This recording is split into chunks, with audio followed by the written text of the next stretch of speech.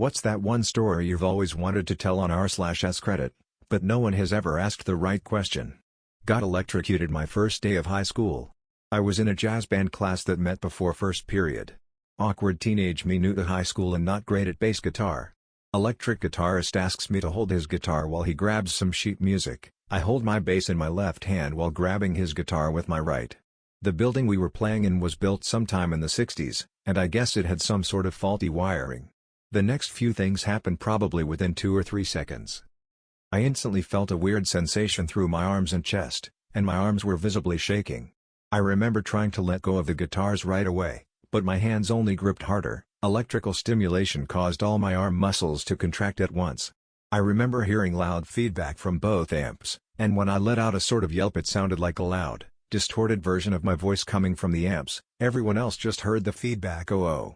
I passed out, briefly saw some popping blue lights, and woke up on the floor with blood all over my face and in my ear.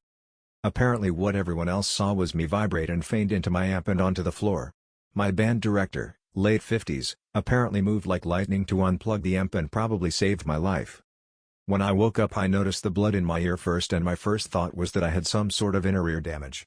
It turned out I just smacked my face on the knobs of the amp on my way down. I tried to sit up, but my teacher told me to stay still until the ambulance arrived.